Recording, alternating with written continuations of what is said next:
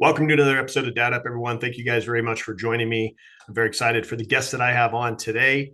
He and I have gotten a chance to connect over social media, as most of us do, but I'm looking forward to this conversation. I think it's going to be very helpful for not only me, but also dads out there. So Zack Blakeney has joined me on Dad Up. Thank you very much for joining me, brother.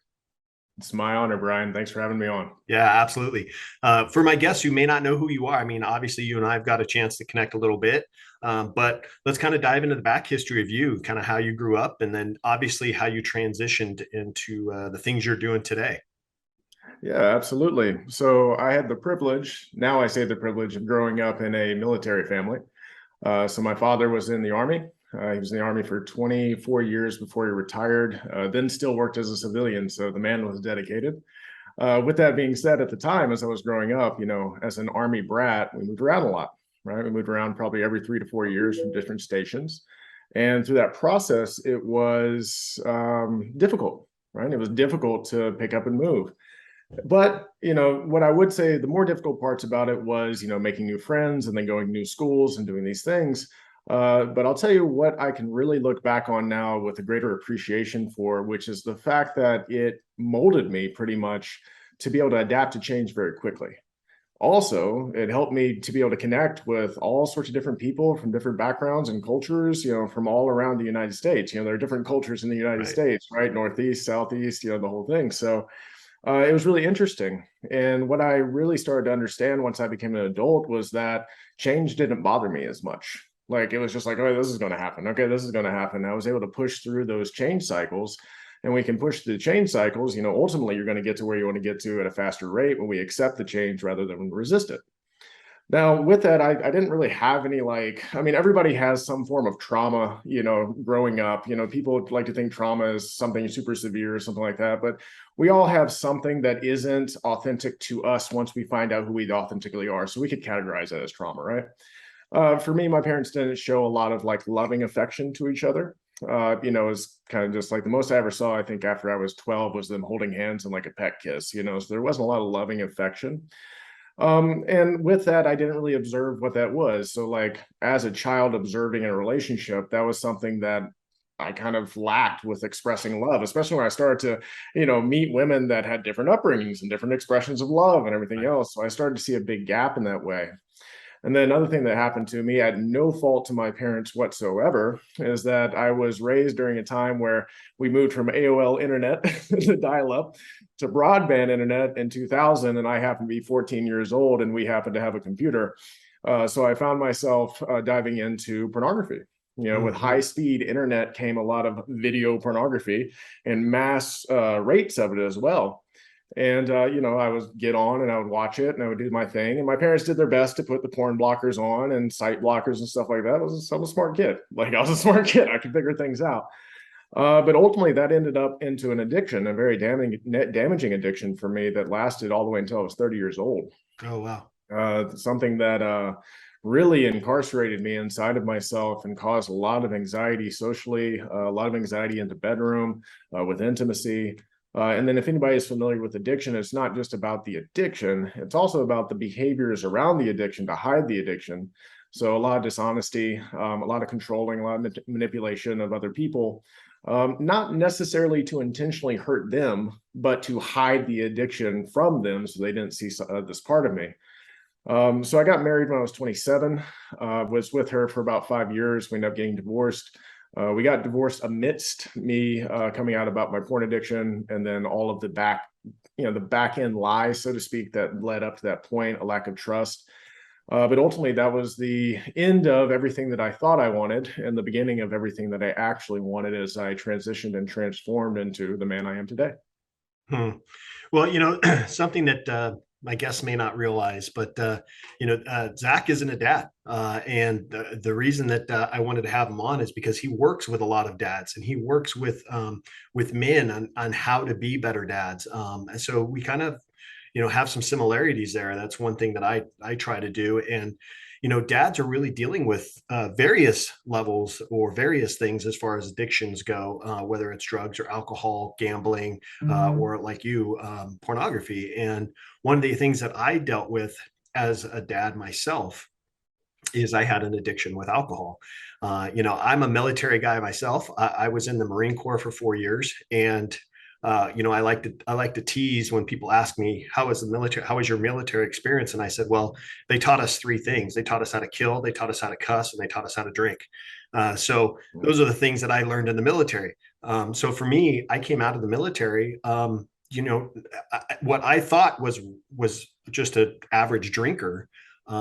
My kids grew up with me, having an issue.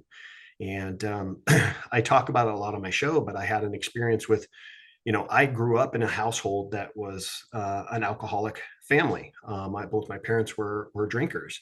And so seeing my boys growing up in that atmosphere or that environment, I knew that because I grew up in that environment, I didn't want my boys to grow up in that environment. So this month, 13 years ago, I decided to call it quits, and I stopped drinking. So, and I did that for my kids because I didn't want them to grow up in that environment. So for you, the reason I share that is for you're working with a lot of dads. So let's talk a little bit about that. How are you working with dads and helping them become not only better men, but also better business owners and better fathers, or maybe husbands as well? Yeah, so I work with them in two different ways. Normally, I work with either entrepreneurs that are men, right? They're building a business and scaling their business. But then I'll work with them in helping scale their business and simplifying it through actually consciousness, which is the main point that I teach. And then also I work with them in life coaching, but even then I end up working with a lot of entrepreneurs in the life coaching aspect of it because, I have a saying that businesses don't have problems, people have problems, and people run businesses. So ultimately, it's always a you thing, right? As the person. But with that comes a wide range of different limitations that they might be experiencing. Porn addiction being one of the main ones. It's really when we start diving into porn addiction as a worldwide problem. There are studies out, and of course, there are always studies that contradict studies and everything else. But one of these main studies that says about 1 in 3 men in the entire world are struggling with pornography in some sort of way, whether it's an addiction or whether it's something that they feel is limiting their ability to express and feel love. And we zoom out and we say there's 7 billion people in the world, right? You're talking about 2.5 billion people, right, that are struggling with this use. Well, one of the main reasons is that, just as you know, as a former alcoholic, if you want to go get alcohol, you got to go to the store and buy alcohol. If I want to get drugs, I need to go find a drug dealer and get drugs. If I want to watch porn, it's on my phone. Right. And I can look at it immediately. So ease of convenience. Also, the actual emotional dopamine cycle of the addiction is so strong because you're going from absolute ecstasy, right, to afterwards feeling some of the lower emotional states of guilt and shame. So this is a very hard addiction for people to get over if they don't have the tools to really understand the process of what I call consciousness. And consciousness is just simply understanding the laws of the universe and really the nature of what I would call your soul, your spirit. And we have this duality of inner conflict inside of ourselves where we seemingly have sometimes 20 different voices that are like, telling us all these different messages and everything else. But really, you can boil it down to two voices. You have one voice that's coming from a place of fear and separation, which is our ego. You have another voice that's coming from a place of love and courage and inspiration and extension, which is really your spirit, your soul. So when we learn how to diminish the thoughts that are coming from our ego and empower the messages that are coming from our soul, and this is over a period of time of awareness and understanding, your life starts to not only accelerate in the way that you would like for it to go when it comes to like the physical things that you might want or the relationship and things like that, but you also achieve a emotional state of more inner peace, more love for yourself, more self-respect. Again, with that, more courage to go after the things that you want to go after. So one of the natures of our soul is something called free will. And it's my belief that we're born with it, that we are born with the free will to choose how we would like to live our life. But the problem is that most children don't know that they're born with free will. Right. Because we live in a society of expectations, agreements, and unconscious agreements. And I'll break those down. So, and also I'll break it down as it relates to free will. So when we talk about an expectation, this is one of the strategies that I teach a lot of my men that I'm coaching that are actually really struggling with their children at some point, or even with their marriage, or even with their business, because free will is like the primal thing to really understand in all of these things. That they're coming from a place of expectation with their children. I expect you to act a certain way. And when we do this, We're putting our belief system onto our children, and then the expectation makes us believe that our belief system is right, is correct, right? So with that, it's also infringing on the child's free will. And when we infringe on somebody's free will, there's a natural response of resistance. I can do it for anybody. Here's an example. Has anybody ever told you that you couldn't do something? Hey, I bet you can't go do that. First thing you think to your head is, I bet I can, and I'm going to go do it, right? Your free will has been infringed upon. So resistance is the first level that comes from that. So a lot of parents coach with expectations, or not coach, well, it is coaching, but let's say parent with expectations. And then when the child doesn't live up to their expectations, there's some sort of punishment for not living up to the expectation when the child was never actually asked whether it's their own expectation of what that is. So you can think about how this not only shows up in parenthood, but it might show up in your own communication with other people, right? If you're a boss inside of a company, it might show up in the way that you're communicating with the people that are your employees. So this, to me, is an ineffective way of parenting. It's also an ineffective way of coaching and getting the result that you have in mind that you would like to have for your child. The opposite point is agreements. And the difference here is that agreements respect the child's free will, and it's a completely different way of including your children in their own personal development and their own growth. So if you're coming from a place of agreement, you would ask, hey, are you open? You ask your child, hey, are you open to this, whatever it is that you're proposing that you would like for the child to do, right? Are you open to not being on your phone after 6 p.m. for family time? Just by asking the child if they're open to that, you're now allowing the child to then choose whether or not that's something they want to agree to. And when somebody's free will is activated and they actively choose to do it, they now are also a part of creating the standard of behavior that you're trying to create for the child, because you know the benefit for it, right? So even if if you say, here, are you open to this agreement? And they say, well, I don't know. Well, then that gives you the opportunity to explain the benefits to the child of, hey, if you put it down after 6, you get to have family time with us. I want to be able to connect with you, my child, in a very loving way. And this is how I feel loved. What do you think about that? So once you get the agreement from the child, now not only do you have the child's will into it, but you also have a measure of accountability to hold to the child based off their word and not off of your agreement. Or not off of your expectation, right? Yeah, but let me ask you something. So, okay, I understand what you're saying, but if I'm a dad and I come to you, let's say you're working with me on, my business and trying to make me, a better person overall between business and family and such. And you start talking about those things, whether it's in my business or also in my family. And I say, okay, Zach, I understand that, but when I talk to my kids, I don't think there should be a level of negotiation with my kids. It's essentially, because this is the way a lot of parents think, it's my way or the highway, right? So how do we overcome that when we're trying to, essentially what you're saying, at least what I'm understanding, is sort of a level of negotiation with your child?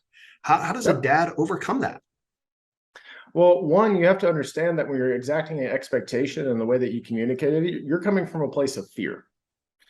You have most likely, again, be open to the possibility that, one, you're afraid that you might be perceived as a bad father if you don't do it in this certain way.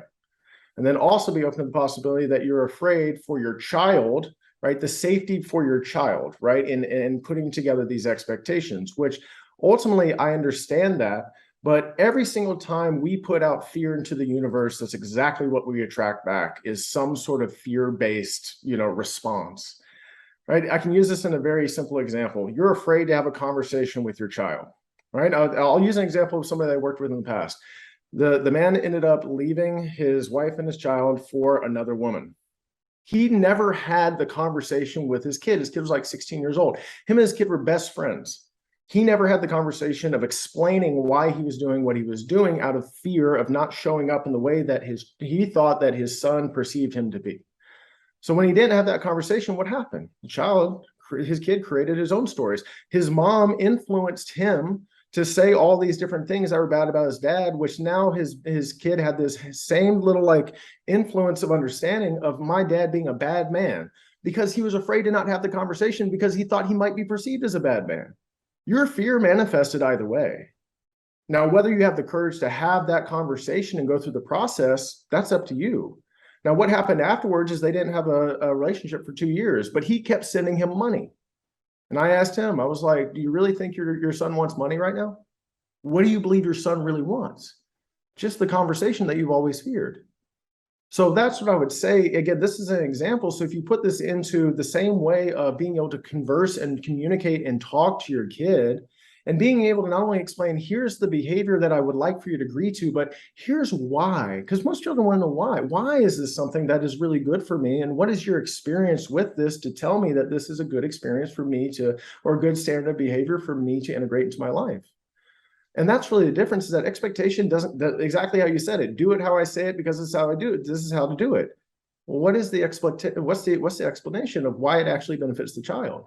So when you open yourself into agreements, you have the opportunity to offer a something to negotiate with, but then you also have the opportunity to offer the reason why, based off maybe your own personal experience, or maybe you've witnessed something else happen, to allow the child to truly understand this is important.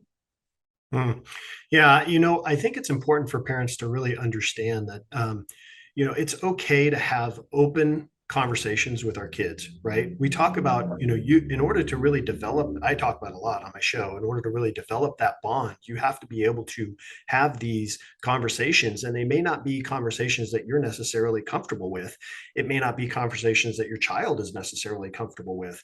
But the fact that you're coming to them and talking to them from a very from their perspective, or very level-headed way, kind of shows that, hey, I'm here to support you, and I'm here to help work through this issue with you, whatever it may be. So let's kind of dive into a little bit of that when it comes to maybe addictions. And I'm not necessarily talking about pornography, but it could be any kind of addictions, because our kids today are exposed to so much more than what you and I were exposed to when we were kids. Mhm. That and things are so much easier for them to get a hold of. If I come to you as a dad and say, "Hey, Zach, I'm hoping maybe you could kind of help me through this. How do I talk to my kids about something that they may be struggling with or addicted to?" It could be something as simple as video games. I can't get my kid off the dang video games. So how do we talk to our kids about that kind of stuff? Well, the first thing, and this is not only for children, but this is for anybody who wants to truly create their life, is that you have to start with a strong why. Like, what is your why, Mhm. so that you can have willpower towards that why. So if a child is in the middle of video games or whatever it is, that addiction, and my definition for addiction is that it's simply the search of fulfillment outside of yourself. And that's a never ending search, right? So you're searching for something, and then you attach yourself to a substance or a game or whatever it is. Ultimately, it leaves you in the same place. So allowing your kids to really allowing their imagination, right, to unfold, and not diminishing their imagination, not saying, oh, that's not real, or hey, you need to have more of a realistic look at life, or whatever else. Imagination is creation. Once we become adults, we call it visualization. It's the same thing, right? So being able to really speak with your children and say, hey, what is your why? What is something that really lights you up? What's something that really feels purposeful to you at a younger age, allows them to have that mapped into their own subconscious program, that this is something that's important for them to be able to attach themselves to in their life, to live a purposeful life. So I always say there's a magic question, and the magic question is simply, what do you want? Right? What do you want? And if you can have your children answer, what do you want? And what they want when they're 8 is going to be different than what they want when they're Right. 10, right? And then have that as a goal of what they want, and then start reverse engineering the behaviors that get them to what they want. Then again, you're creating it not only a goal, but you're also creating the action plan towards the goal of what they're saying they're doing. And if you can start orienting your children at a very young age to be goal setting and having goals that are more purposeful into their heart, then that's how they're going to go out into the world. Because guess what? How we learn as kids is not how we learn as adults. And it's really sad that that's the case. Right. As kids, we learn through something called pedagogy. And that's simply that content, that we learn content and then we take a test on the content. As adults, it's andragogy, which means that content or experiences teach us. It's completely backwards. So if Right. you can actually start implementing ways in which you can say, hey, this experience is teaching you something, and learn how to integrate what it's experiencing, you're setting your child up for success as an adult, besides the broken system that we have in the education system that doesn't really do this. Yeah, I think you're right, and I think that's something that is super, super important for parents to really teach their kids is about goal setting. And I think that could really help them not only in, whether it's dealing with addiction, but also, the more that they're used to setting goals and then building a plan to achieve those goals only sets them up for success later in life, because they'll kind of subconsciously, they'll have that down and they'll understand how to do those things as adults for when they do get into, whether it's, entrepreneurship or whether they're working for a company or whatnot. So yeah, I think that's so true. My boys, are 23 and my younger son's about to be 21 this month, but they are very, they have this way about them where they understand how to goal set and how to plan to achieve their goals. And it's something that, as a dad, my wife and I both, as parents, we kind of instilled that in them at a very young age on how to accomplish those goals, whether it was in sports or their school, their grades, things like that. So I think that's very important for parents to really understand. And I think not enough parents themselves understand how to set goals and how to develop plans around those goals, whether it's short-term plans or long-term plans. And that's something that you help dads with, correct? Yeah, and that leans back on two other things that I was just saying. One, the addiction being the search for fulfillment outside of themselves, right? Well, you're creating fulfillment inside of themselves, right? You're allowing them to do so. And then when you implement it in a way of an agreement, right? Oh, here's your goal. Okay, that we've agreed, this is it. Cool. This is what I believe based off my knowledge as a parent and as an adult of how you could get to this point. Here's action step one, here's action step two, and have an agreement on each action step.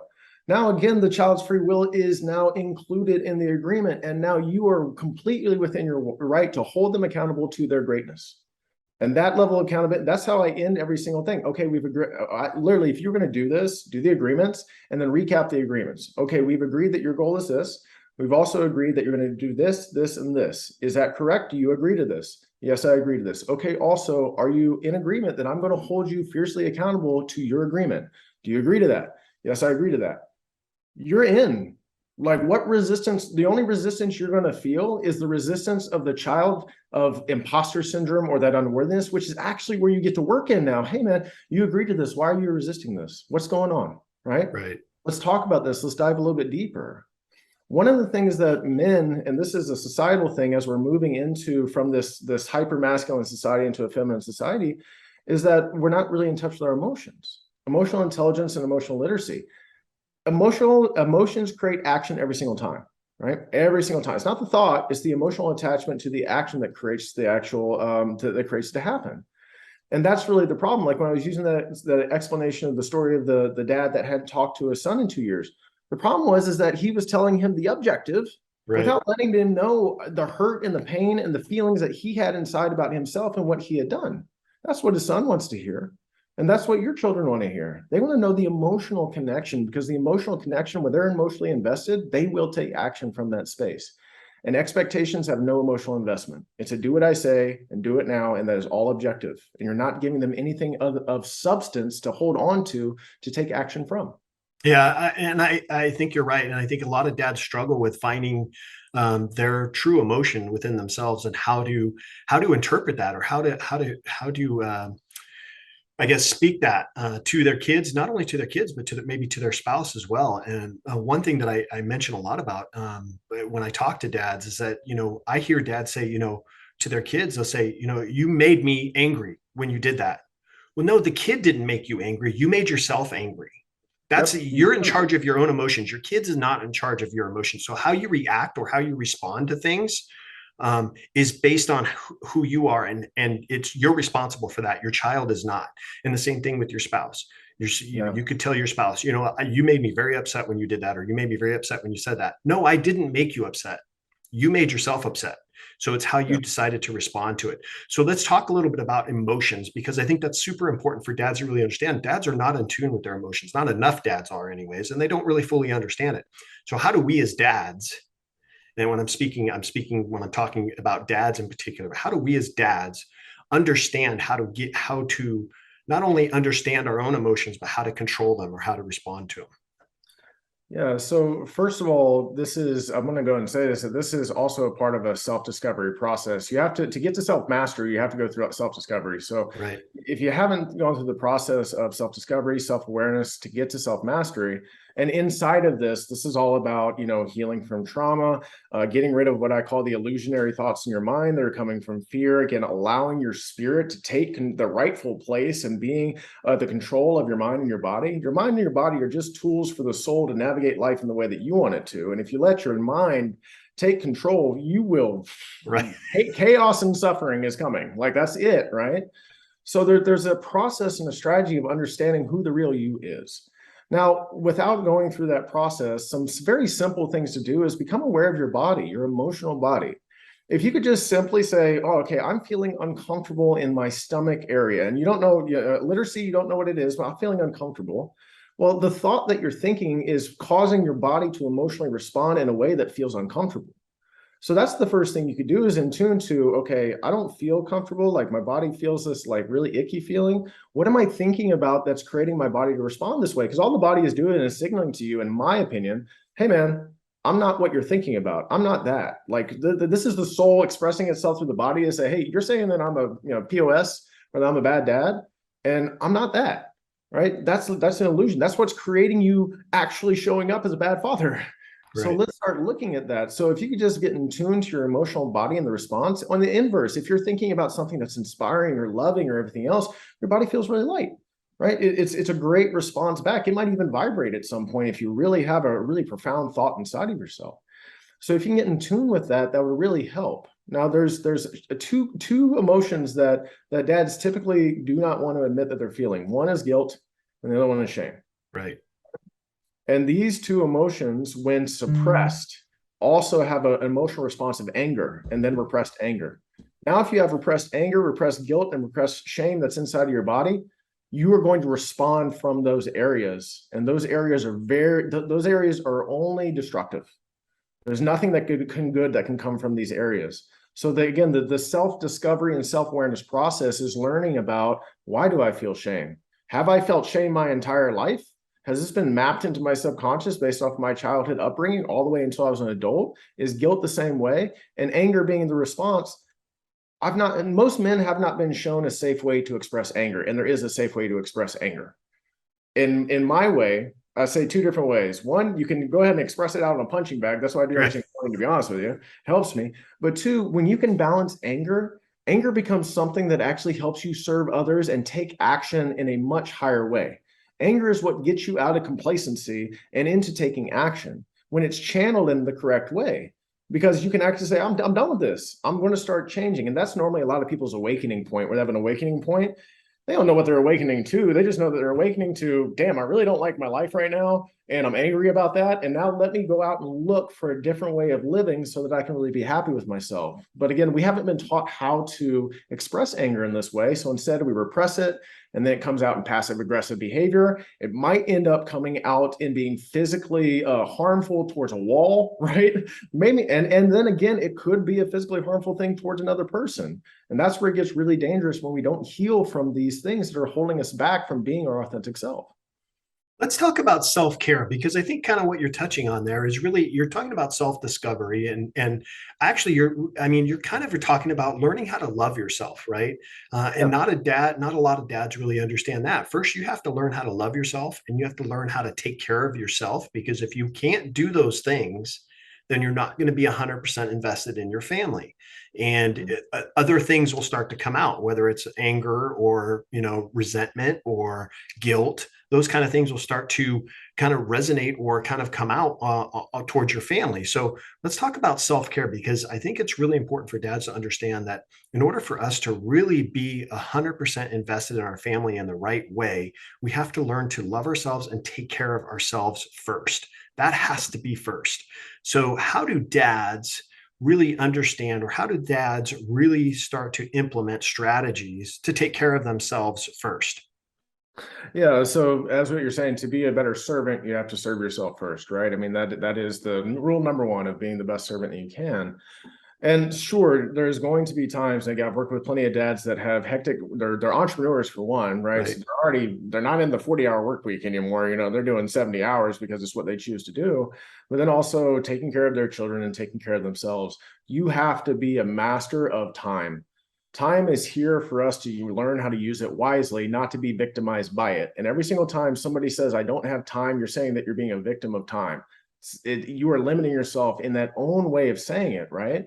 So you have to become a master of time. And the first thing I always do with my guys is the first thing I place I have them go is like, look at your screen time. We're going to go there first because the phone is the biggest time waster, is the number one distraction for anybody in here. And I believe that it was created, sure, as a way to connect, but it was also created in a very devious way, of a way to distract you from being who you actually are and to be influenced by outside sources to, again, be something that you're not. So you got to start looking at the amount of time that you're spending on it, because most of the time when we're not using our phone for business, we are using it in a subconscious way that isn't helping us at all. Right. And on average, it's 4 hours a day. On average, it's 4 hours a day. So now think about what you could do with 2 of those hours, right? 3 of those hours, whatever it is, not only to connect with your kid, but really you only need an hour and a half or 2 hours of self-care during the day. And this doesn't have to be in the morning. This could be spread throughout the day for you to be optimized in what you're doing. And then knowing the things that are going to work for you, right? So like my morning routine is, it's a breath work, and then it's meditation, and then I'm hitting on the boxing bag. And then normally I get my workday started. And then at the end of the day is when I do a journaling contemplation, and I go to the gym during the day. That's what I do. But I don't tell my guys to go and do my routine, right? I say, okay, what really lights you up? What makes you feel like you're really serving yourself? Let's put this into a structured routine. And if you just wake up in the morning, get up out of bed, get going on your day immediately, right? The first hour of your day, if you're super productive, that productivity will carry over into the rest of your day and everything that you do. Yeah. I think for talking about myself in particular, one of the things that I do struggle with is time. And I say that I struggle with it because I've had to learn over the years, and it's something that I've talked to dads about, but I've had to learn over the years how to schedule and how to put things on my schedule, because typically if things are not on my schedule, they either will interrupt something else that is on my schedule, or they won't get done at all. And I think it's very important for dads to understand that, hey, we have to not only schedule time in our business, schedule time for us, but we have to schedule time with our family as well. So for me, you're talking about, your routine. For me, when I have things that I have this particular day that's going to be super busy, if I have to get up an extra half an hour early in order to get my own personal time in, then I'll do it. I sacrifice a little bit of sleep in order to get that extra time in. And dads, you may find it, time during the actual morning, early morning, when no one in the family is up yet. That may be a perfect opportunity for you to really dive into self-care, whether it's working out, journaling, just meditating, things like that. Getting up an extra, even it could even be as simple as 20 minutes earlier every day, just to get in that extra self-care for you, will better serve you throughout the day. And if you compound it over a year, imagine how much better you'll be a year from now than where you started from today. So I think you're absolutely right when it comes to time is really I guess you could call it the thief of who we are as people and our self-care. Time, we use time as a crutch or as a hurdle to get over. And really it's about you and who you are, and trying to figure out that how to schedule that time. So yeah, I absolutely agree with you. Let me ask you this. If people wanted to look you up, if dads wanted to reach out to you, things like that, what's the best place for them to do that, Zack? Yeah, so you can find me on Instagram. Actually, all my social media outlets is Zack Blakeney. It's my name. Luckily, nobody has it, so there you go. Also, if you want to check out the website, it's www.creatorscontext.com/coaching options. On there, you can find either the entrepreneur, if you're a man that's building your business and also wants to go through this process, that's there. Also, the life coaching is there. So that's really the best place to find me. I've been on plenty of podcasts. If you want to Google my name, you want to find some other stuff about me. But I will tell you, anybody that's listening right now, if you just like send me a DM and it says Dad Up, then I'm going to know that you come from this podcast, and anything and everything is open for questioning. I don't hold anything back with that. So if you have any questions or any reflections, I'm happy to be of service for you. I appreciate that, Zack. Yeah, I think it's great. And listen, for those of you that do want to reach out to him, he does respond to his DMs very, very rather quickly. So yeah, that's the best place to reach him. Please do that, but make sure you guys are checking out this episode, this episode, and as well as his website. Zack, I'm really glad we got a chance to talk, and I'm looking forward to continuing this friendship, brother. I am as well, man. Like I said, it was an honor to be on your show, Bryan, and I'm just grateful for you. Thank you, man. Appreciate you being on the show. Guys, listen, make sure you guys are checking out what Zack's doing. Go to his Instagram. He's got a lot of content on there of the things that he's doing. Make sure you guys check out his website. But Zack's a really good guy. He comes from a place of love, and he wants to make sure that you are being better for you, and not only for your business, but maybe for you personally or for your family. So make sure you guys are checking him out. And then obviously make sure you guys are subscribing to my channel so you don't miss any of the guests that I have on. And I want to thank Zack again for being on the show. I appreciate you, brother. And make sure you guys check out this episode. And I look forward to seeing you all on the next episode of Dad Up. Thanks so much for listening to the episode. Make sure you guys subscribe to my podcast and YouTube channel. And please do me a favor, leave a rating and a review. Would love to hear from you and see what you think of the show. Stay tuned for more exciting episodes each week. Until next time, thank you for listening to the Dad Up Podcast.